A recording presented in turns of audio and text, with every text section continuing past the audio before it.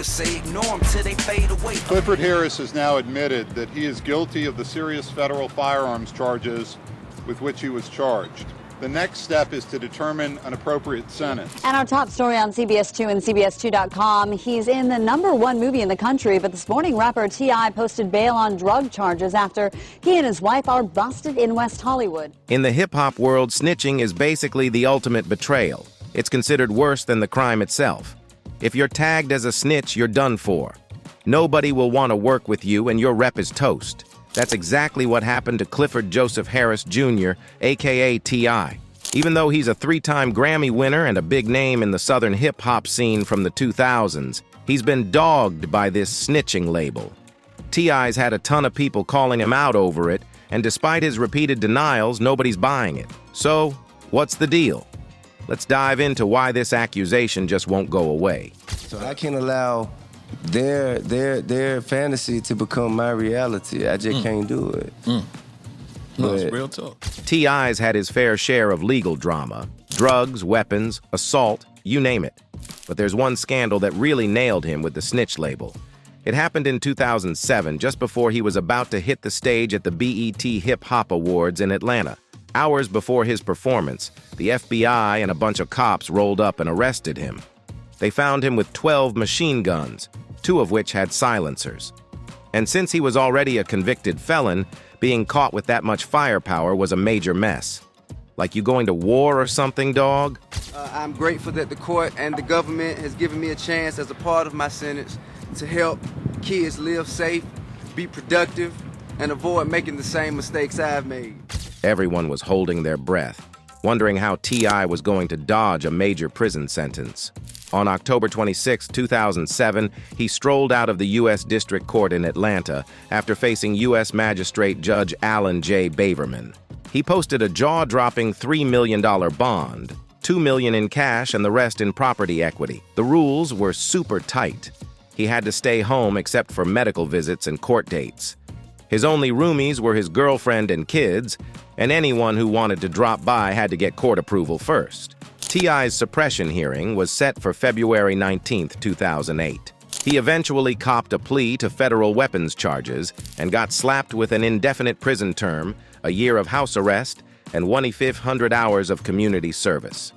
T.I. told MTV he was going to use his time in prison to strategize my comeback, making it clear he wasn't just planning to sit around. On March 27, 2009, Judge Charles A. Pinnell Jr. hit him with a 1-year and 1-day prison sentence and a $300 fine. He managed to cut down his potential 10-year sentence and $250,000 fine thanks to a plea deal. But a lot of folks thought this was fishy.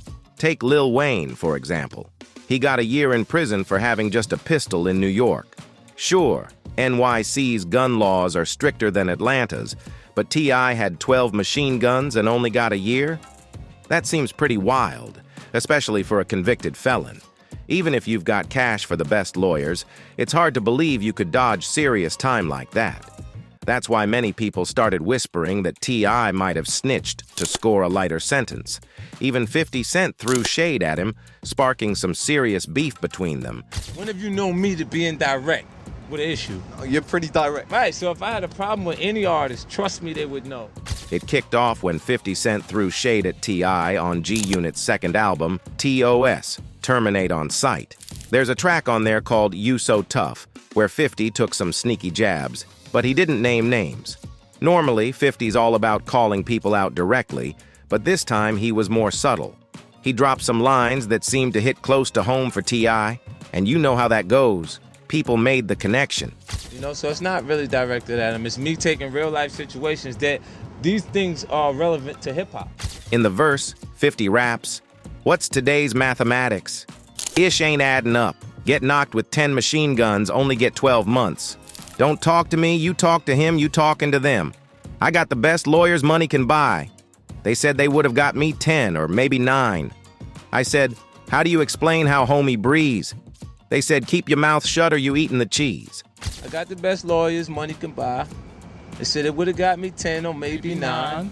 I said, well, how do you explain how homie breeze? So to keep your mouth shut or you eat the cheese, you so tough. Once that verse dropped, everyone started buzzing about whether it was a shot at T.I., and they were expecting some serious beef. MTV even asked 50 about it, and he played it cool, saying he's always direct when he's throwing shade and was just asking questions. He basically let the public decide if it was aimed at T.I. or not. T.I. later addressed the whole 50 Cent drama in an interview, but kind of brushed it off. Honestly, it made sense. At that point, the cops had T.I. under the microscope watching his every move. Starting beef with another rapper would have been the last thing he needed. And when I heard him speaking on it, he said he wasn't talking about me, you know what I'm saying? And me and 50 always had a decent rapport, you know. It wasn't never nothing negative. So, and like he said it's in conversation. That was pretty much the end of their beef, or so it seemed. Out of nowhere, in 2020, T.I. decided to stir things up again by challenging 50 Cent to a friendly 20-track battle on Instagram Live through Verzuz. For those who missed it, Verzuz blew up during quarantine as a way for artists to face off and show who's got the better tracks. It didn't matter if you were a producer or an artist, it was all about flaunting your catalog. So during 50 Cent's birthday week, T.I. threw down the gauntlet, daring 50 to a 20-track showdown. T.I. even joked that since Kanye West had beaten 50 in their sales battle back in the day, 50 might be too scared to accept. For your birthday, I offer you a challenge, sir. Pull your up, man, with 20 of your records, man. Sit across from me, man, and get this work, man.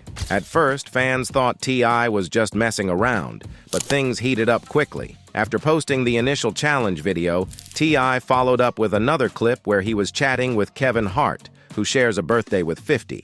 Of course, this made headlines, and 50 clapped back by posting an article about it with the caption, "Yo, somebody passed T.I. the WD they gave Smokey and Friday, LOL."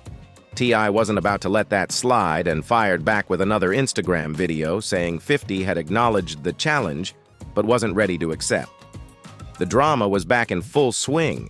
The drama kept rolling the next morning when T.I. dropped more videos, saying he tried to fly out to 50 Cent's birthday bash to hash things out and show some love. But his friend warned him that Tony Yayo wasn't too fond of T.I., and it might not be the best move. So T.I. and his buddy went live on Instagram to spill the tea. Tony Yayo didn't stay quiet either. He jumped into the comments, calling T.I. out for clout chasing. Then things took a personal turn. The next day, 50 Cent hit Twitter with a throwback video of T.I. on Crime Stoppers from 2008. In the clip, T.I. is urging people to report crimes, which is a classic snitch move. 50's caption read, "Why do you make me do this? This the first song I'ma play? You so tough." T.I. wasn't having it. He reposted the video on Instagram with a fiery caption, showing he was seriously annoyed. He said, "I'll take this as an acceptance of this catalog challenge. We got him. He bit the bait, set this up so I can finally shut this watermelon head, invisible neck N up once and for all." As far as this clip goes, it's cute, old, outdated, and in poor taste, much like your catalog 50 Cent. However, I prefer facts, and the fact remains, I have never given any information to any form of law enforcement. Supreme told me to ask 50 Cent if he can say the same. Let's set this date and select your songs off that one hot album you got, and let's lay your little overrated, outdated, steroid-inflated ass catalog to rest. R.I.P. to 50 Cent catalogs.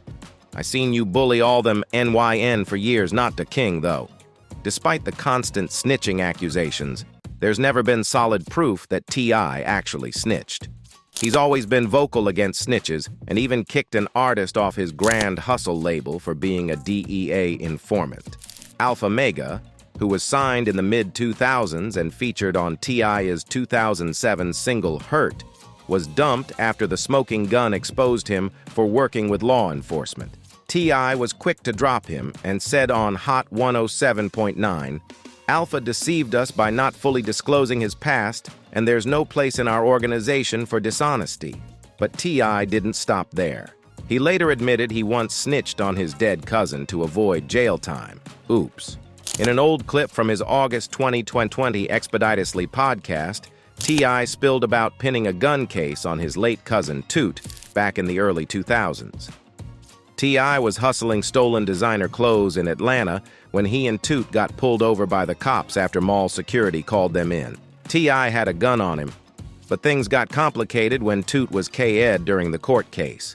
T.I. explained that after Toot's death, his lawyer suggested he could make the whole thing disappear if he claimed the gun belonged to Toot. T.I. recalled that Toot, even from the afterlife, was like, "If you can walk away free and put it on me, do it. I'll be damned if they extradite me from here." So, T.I. took the lawyer's advice, saying the gun was Toot's, which kept him out of prison.